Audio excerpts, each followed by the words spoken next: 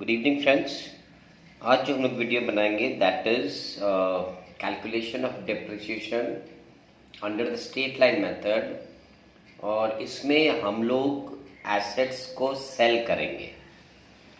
Last जो video हमने बनाया था उसमें हमने केवल एक ही मशीनरी लिया था और उसमें हमने 3 इयर्स का डेप्रिसिएशन चार्ज करके दिखाया था और उसमें बताया था किस तरीके से आप मशीन अकाउंट और डेप्रिसिएशन अकाउंट बनाते हैं।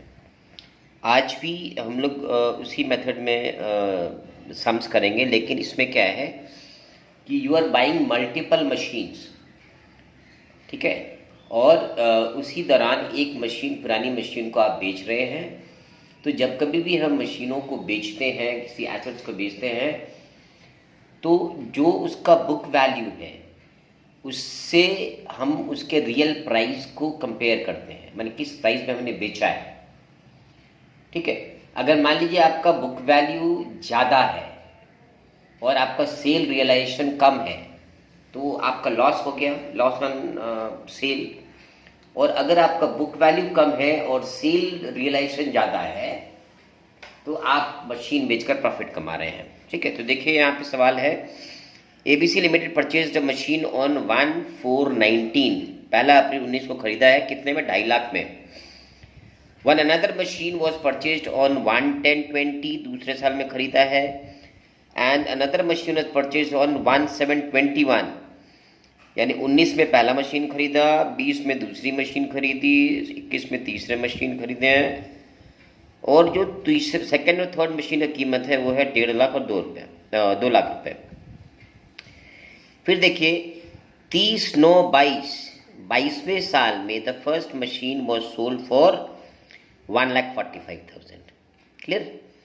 तो हमने कितना में खरीदा? 2.5 लाख में खरीदा था और उसको हम बेच रहे हैं 1,45,000 में। मगर इन दौरान क्या है कि मशीन का डेप्रिसिएशन हुआ तो कुछ रेट भी घटा होगा, तो वो कितना, वो निकालना पड़ेगा। And on the same date another machine was purchase for 3 lakh rupees. जिस दिन हम पुरानी मशीन बेच रहे हैं उसी दिन हम एक नई मशीन भी खरीद रहे हैं। ओके, और क्या कह रहा है इसमें? Show machinery account, depreciation account if the company charge depreciation at the rate of 10% on straight line method. The financial year ends on the 31st March every year. ठीक है, तो बच्चों यहाँ पे एक चीज़ हमें ध्यान रखनी है कि मशीन हम कब खरीद रहे हैं और कब बेच रहे हैं। क्लियर? अगर मशीन हमने 1 अप्रैल को खरीदा तो पूरे साल का डेप्रिसिएशन चार्ज करेंगे। मशीन अगर हम 30 सितंबर या 1 अक्टूबर खरीद रहे हैं तो 6 महीने का डेप्रिसिएशन। 1 जुलाई को खरीद रहे हैं तो 9 महीने का depreciation. So depending upon the time you are buying the machine और selling the machine, you have to work out the depreciation. Okay, so let's move on to the sums. चलिए, तो ये है format of a machinery account. तो हम कब machine खरीद रहे हैं? मशीन हम लोग खरीद रहे हैं 1 अप्रैल 19 को। कितने का खरीद रहे हैं? टू बैंक, 2.5 लाख रुपए का। ठीक है, अब हमारा ईयर कब खत्म हो रहा है? क्योंकि हम लोग इस साल में और कुछ नहीं कर रहे हैं, तो ईयर हमारा खत्म हो रहा है 31 मार्च 20 को बाय डेप्रिसिएशन। तो चूंकि हमारे पास अभी एक ही मशीन है तो हम लोग इसको लिखेंगे M1। M1 का डेप्रिसिएशन कितना है? 10% ऑफ 2.5 लाख यानी 25,000। ठीक है, अब इसको बैलेंस कर देंगे हम लोग बाय बैलेंस CD। क्लियर? तो ये हो गया 2.5 लाख यहाँ पे और यहाँ पे हो गया 2.5 लाख, बैलेंस आ गया 2,25,000। क्लियर? तो ये हमारा फर्स्ट ईयर का ये ख़त्म हो गया। अब इसी बैलेंस को हम पुल ओवर करेंगे सेकेंड ईयर में, तो 1 अप्रैल 20 टू बैलेंस BD। मेरे पास पहले मशीन का वैल्यू कितना है? 2,25,000। ठीक है, अब देखिए हम लोग एक और सेकंड मशीन खरीद रहे हैं। तो देखिए एक 10 को दूसरी मशीन खरीद रहे हैं, 1 10 20 टू बैंक, ठीक है। तो 1.5 लाख की मशीन खरीद रहे हैं हम, क्लियर। तो अब और तो कुछ काम नहीं किया, तो हम यहाँ पे आ जाएंगे क्लोजिंग ईयर में 31/03/21 बाई डेप्रिसिएशन, ठीक है। अब हमारे पास दो मशीनें हैं, M1 M2। तो M1 का डेप्रिसिएशन फिक्स्ड है 25,000 रुपया, और M2 का देखो चूंकि हमने 1/10 को खरीदा है तो इसमें 6 मंथ्स का डेप्रिसिएशन देंगे, तो इस पे 10% हो जाएगा 15,000, मगर 6 महीने का डेप्रिसिएशन कितना होगा 7,500, क्लियर। तो टोटल डेप्रिसिएशन हो गया हमारा 32,500, क्लियर।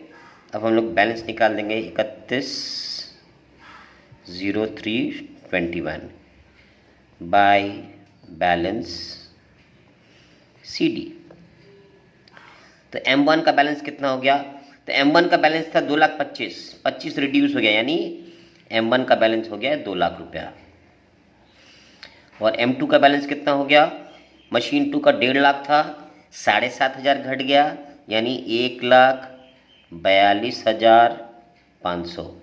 तो टोटल मेरा मशीनी बैलेंस कितना है 3,42,500,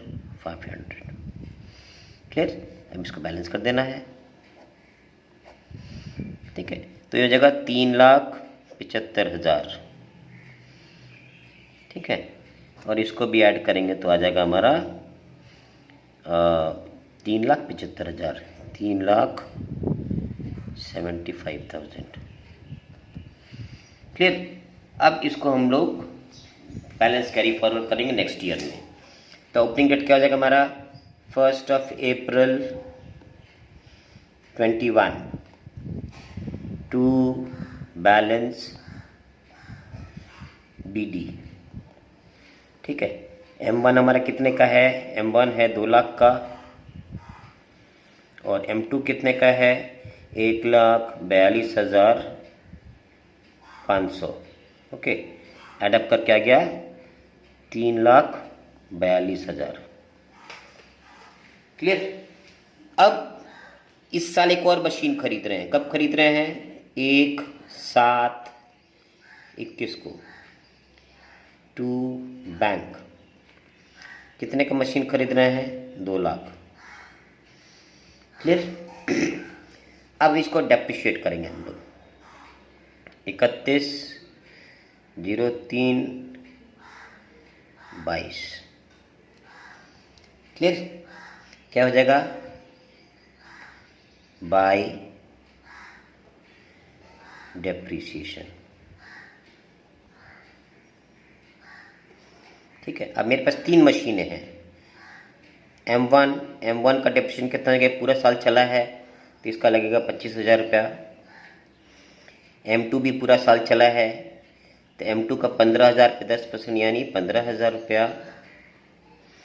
और M3 जो है, M3 देखो 2 लाख का था, 2 लाख पे 10% 20,000, मगर 9 महीने का हो जाएगा 20,000 इंटू 9/12, ओके, यानी 15,000, ठीक है। ये हो गया मेरा टोटल डेप्रिसिएशन, तो ये जगह 55,000 रुपया। Am I clear on this? Okay. अब बैलेंसेस निकाल लेंगे 31/03/22 बाय बैलेंस CD, वही ऐसे M1 M2 M3, ठीक है। M1 का बैलेंस कितना 2,25,000 डेप्रिशिएट हुआ, यानी M1 का बैलेंस कितना हो गया 1,75,000, क्लियर। M2 का वैल्यू कितना था 1,42,500, 15,000 घट गया तो कितना हो जाएगा इसका 1,27,500, क्लियर। M3 का था 2 लाख, घटा 15,000, कितना हो गया 1,85,000, ठीक है। अब इसको ऐड कर देंगे, ये हो जाएगा 500, 7 3 10 2 12 5 17 1 7 1 8 2 10 8 18 और 4। ये आ गया हमारा बैलेंस ऑफ मशीन्स। अब इसको हम लोग बैलेंस कर देंगे। ठीक है, तो 3 2 5 5,42,000 यह का टोटल, और इसको भी ऐड कर देंगे। ठीक है, तो हो जाएगा 5,42,000। ओके, हाँ 5,42,500, यहाँ पे 500 था। ठीक है, सो अब ये हो गया हमारा थर्ड ईयर का। अब आ जाएंगे फोर्थ ईयर में। फोर्थ ईयर में क्या करेंगे, 1,04,22। ठीक है, 2 balance BT, M1 M2 M3। M1 का वैल्यू कितना था, 1,75,000।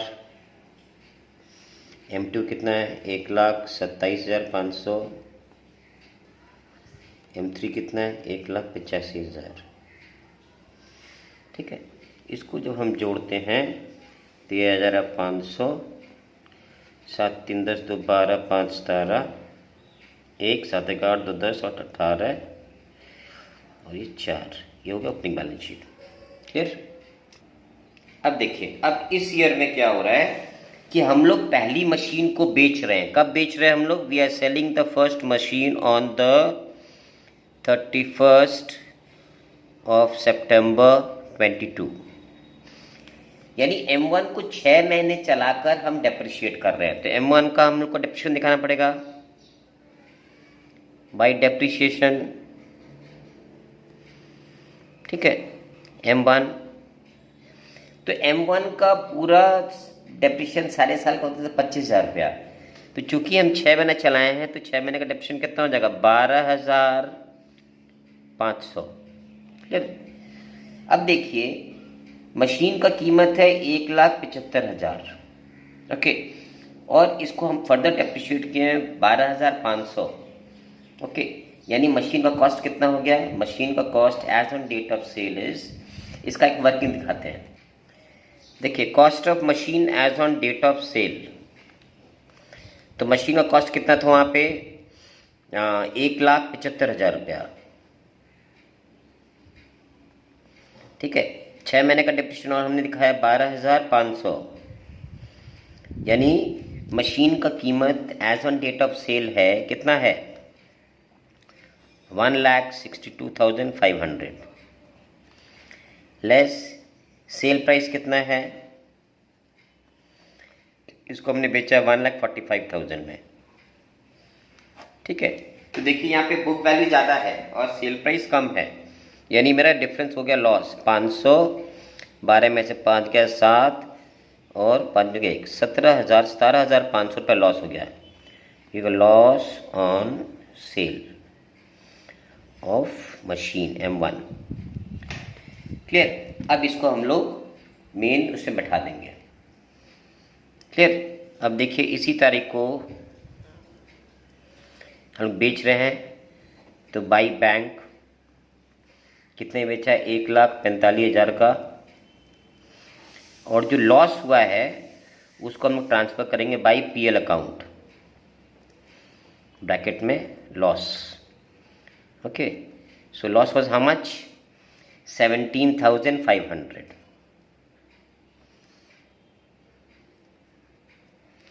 ठीक है, यानी आपका पहला मशीन सलट गया। अब आप क्या कर रहे हो, आप उसी तारीख को यानी 30/09/22 को एक और मशीन खरीद रहे हो, to bank, that is 3 lakh की मशीन खरीद रहे हैं। क्लियर। अब आपको ईयर एंड में डेप्रिसिएशन दिखाना है, तो 31 मार्च 22। ओके, कैसे लिखेंगे, बाय डेप्रिसिएशन। ठीक है, अब आपके पास क्या है, M2 बिक गया, M3 है, अच्छा M2 है, M3 है और M4 है। ठीक है, तो M2 का वैल्यू कितना था? 1,27,000 एक 1.5 लाख का था, तो M2 का डेप्रिसिएशन हो जाएगा 15,000 रुपया। M3 का डेप्रिसिएशन हो जाएगा, ये पूरा साल चल रहा है, 2 लाख हो जाएगा। सॉरी 2 लाख का 10% 20,000 हो जाएगा। और M3 का 3 लाख का है, मगर this is running for 6 months only, तो 10% 30,000 और 6 महीने का हो जाएगा 15,000। ठीक है, यानी टोटल डेप्रिसिएशन कितना हो गया? 50,000 रुपया। क्लियर? अब इसको बाय बैलेंस कर देंगे, बाय बैलेंस CD। क्लियर? तो कितना हो जाएगा? M2, M3, M4। ठीक है, तो M2 का बैलेंस कितना था? 1,75,000, इसमें से डेप्रिशिएट करेंगे 15,000, है ना। So this will work out to how much? Sorry 1,75,000 बिक गया है, 1,27,500। 1,27,500 में से 15,000 हटाएंगे तो आ जाएगा 1,12,500। अच्छा, M3 कितना है? 1,85,000। 1,85,000 में से 20 गया, 1,65,000। और M4 3 लाख का था, इसमें 15,000 डेप्रिशिएट किए हैं, मतलब कितना हो जाएगा? 2,85,000। ठीक है, बाहर आ जाएगा तुम्हारा। ठीक है, अब इसको जोड़ लेंगे, कितना हो जाएगा? 1,12,500 प्लस 1,65,000 प्लस 2,85,000, टोटल हो गया 5,62,500, 5,62,500। यानी add this up. Okay, add this up, कितना हो जाएगा? 7 लाख 7,87,500। इसका बैलेंस होगा 7,87,500। Okay, so this is how you do the sums. अब हम लोग बनाएंगे इसका डेप्रिसिएशन अकाउंट। ओके, तो हमने मशीन कब खरीदा था? 1/4/19 को, तो उसका क्लोजिंग ईयर क्या है? 31/3/20। ओके, यहाँ पे देंगे टू मशीनरी। ठीक है, तो टू की एक ही मशीन था हमारे पास 2.5 लाख का, तो पहले साल का मेरा डेप्रिसिएशन कितना था? 25,000 रुपया। और इसको हम ट्रांसफर कर देंगे 31/3/20 बाई PL अकाउंट, ये हो गया 25,000 रुपया। ठीक है, इसको डबल लाइन कर देंगे इस तरीके से, पहला साल खत्म हो गया। नेक्स्ट ईयर वही करेंगे, 31/3/21। अब हमारे पास 2 मशीनें थी, तो 2 मशीनरी। तो आपने क्या करना है? टोटल डेप्रिसिएशंस ऐड कर देने हैं। ठीक है, तो टोटल डेप्रिसिएशन अब कितना था? मशीन 1 का था 25,000 रुपया, और मशीन 2 का था 7,500 रुपया। तो टोटल मशीन कितना डेप्रिसिएशन कितना हो गया? 25/7 32,500। ठीक है, 31/3/21 बाई PL अकाउंट मेरा टोटल डेप्रिसिएशन कितना हो गया? डेप्रिसिएशन दिखाएंगे 32,500, ऐड कर देंगे इस तरीके से, बैलेंस हो गया।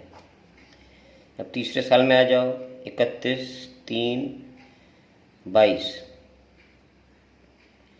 To machinery. अब अपने पास 3 मशीनें थी, है ना, तो पहला मशीन का 25,000, अब दूसरे मशीन का फुल ईयर का यानी 15,000, और तीसरे मशीन का 9 महीने का यानी उसका भी 15,000। ओके, तो ये कितना हो गया? 55,000। 31/3/22 बाई PL अकाउंट में आप पे कितना दिखाएंगे? Total depreciation 55,000। ओके, इसको बैलेंस कर देने का है। ओके, अब आते हैं लास्ट ईयर में, जिस साल हमने बेचा था, 31 323 टू मशीनरी। ठीक है, तो देखिए फर्स्ट मशीन को हमने 6 महीने चलाया था और उसके बाद बेचा था, तो उसका डेप्रिसिएशन था 12,500। सेकेंड मशीनरी का पूरा 15,000, थर्ड मशीनरी का पूरा 20,000 और फोर्थ मशीनरी जो हमने बेच कर खरीदा था उस पर था 15,000। ठीक है, तो 50 और 12 62,500, टोटल डेप्रिसिएशन है 62,500। बाई पीएल कितना दिखाएंगे हम लोग? 62,500। ठीक है, तो ये इस तरीके से हम लोग इसको बनाते हैं। अच्छा, मशीनरी अकाउंट में कनेक्शन था ये 30/9/22, ये ठीक है, ये 31/3/23 हो जाएगा, because 31/3/23। okay, that's the year ending. Okay, so this is how you prepare the depreciation account. Clear? So next day we will be doing a video on depreciation that will be under diminishing balance method or written down value method. If you have any comment, you can write it in the comment box. And please like and share and subscribe this video. Okay.